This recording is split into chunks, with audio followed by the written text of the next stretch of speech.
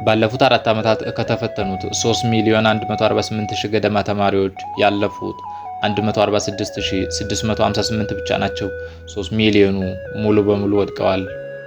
የፈተናው መውደቅ ያደረገው ነገር በፈተናው ላይ ተማሪዎቻችን ላይ መውደቅ ያደረገው መስታወት ነው ያሳየን። መስታወት አሳየንና ራቁታችንን ምን ያህል ደካማ የሆነ ትምህርት እንሰጥ እንደነበረ አየን። ሀገራችን ኢትዮጵያ ወደ ዘመናዊ የትምህርት ስርዓት ዳዴ ማለት የጀመረችው በ20ኛው ክፍለ ዘመን መባቻ ነበር። የወቅቱ ንጉሠ ነገሥት ዳግማዊ አፄ ምኒልክ የተለያዩ ቴክኖሎጂዎችን ወደ ሀገራቸው በማስገባት የአዳዲስ ግኝቶች ተቋዳሽ እንድትሆን ያደረጉ ቢሆንም ሀገርን በዘላቂነት ለማዘመን ግን ዘመናዊ ትምህርትን ወደ ሀገራቸው ማምጣት እንደሚገባ በማመናቸው ዳግማዊ ምኒልክ ትምህርት ቤትን በመክፈት መንገዱን ጠረጉ። ከዛን ጊዜ ጀምሮ ሲያነክስ ሲያዘግም እዚህ የደረሰው የሀገራችን የትምህርት ስርዓት በታሪኩ እንደዚህ አይነት ውድቀት ግን አጋጥሞት የሚያውቅ አይመስልም። ይሄ እኮ ይህች ሀገር ምን ትሆናለች የዛሬ 10 ዓመት የዛሬ 20 ዓመት የሚለውን ነገር የሚወስን ነገር ነው። አደገኛ የሆነ ዓለም ላይ ነው ያለው። በጣም በብዙ መልኩ እየተቀያየረ ያለ በጣም ኮምፕሊኬትድ የሆኑ ፕሮብለሞች ያሉት ሀገር ነው ዓለም ነው እየመጣ ያለው። ለዛም የሚበቁ ተማሪዎች ካላዘጋጀን ዜን እኛ እንደ ስልጣኔ ያለን የምንለውን ነገር ራሱ ልናጣው እንችላለን። የትምህርት አስፈላጊነት እንዲህ በቀላሉ ተነግሮ የሚያልቅ ነገር አይደለም። ለመልካም አስተዳደር፣ ለሰላምና መረጋጋት፣ ለጤና ጥበቃና ማህበራዊ ዋስትና፣ ለኢኮኖሚ እድገትና ልማት ትምህርት ቁልፍ መሳሪያ ነው። በጥቅሉ የአንድን ሀገር ህልውና በዘላቂነት ለማስጠበቅ የቅድሚያ ከሚሰጣቸው ነገሮች ዋናው ትምህርት ነው። በተለይም ደግሞ እንደ ኢትዮጵያ ያለ በማደግ ላይ ያለ ሀገር እምቅ የሆነውን የመልማት አቅም ለመጠቀም በፍጥነት እየተወሳሰበ ያለውን ዓለም በቅጡ የተረዳ የተማረ የሰው ኃይል በእጅጉ ያስፈልጋል።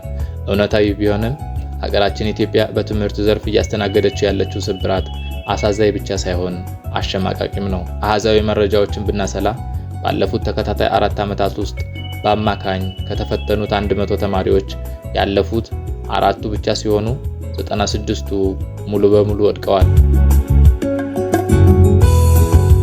እንደ ኢትዮጵያ ላለ ሀገር ይህ ቁጥር እጅግ የበዛ ትርጉም አለው። የፈሰሰውን የሀገር ሀብት እንኳን ብንተወው ከእነዚህ ሚሊዮኖች ጀርባ የቤተሰብ ተስፋና ምኞት ነበር።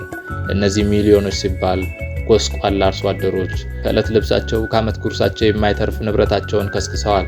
ለእነዚህ ሚሊዮኖች ሲባል ብዙ እናቶች ጉልበታቸው ዝሏል።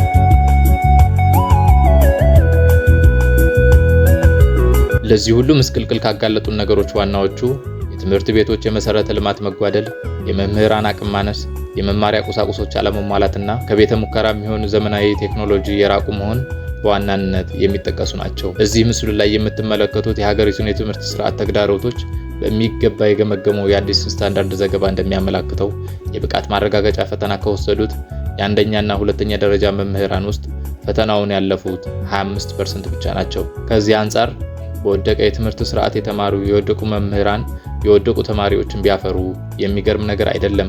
ከዚህ በተጨማሪም እነዚህ ትምህርት ቤቶች ከአቅማቸው በላይ የሆነ ተማሪ የሚሸከሙ መሆናቸው ችግሩን ድርብርብ መፍትሄውንም ሩቅ አድርጎታል። የሆነ ሆኖ የትምህርት ዘርፉ ትውልድ የማፍራት ኃላፊነት ያለበት ተቋም ከመሆኑ አኳያ በርካታ የቤት ስራዎች ይጠብቁታል። በዋናነትም የመምህራንን በልቶ የማደር ጥያቄ መመለስ፣ መምህርነትን የተከበረ ሙያ ማድረግ፣ የትምህርት ቤቶችን ደረጃ ከፍ ማድረግ፣ የተማሪዎችን ስለ ልቦና ማነቃቃት ለነገ የማይባል ተግባር ነው እያልን በዚሁ እንሰናበታለን። በሌላ ዝግጅት እስክንገናኝ ቸርን ሰንብት።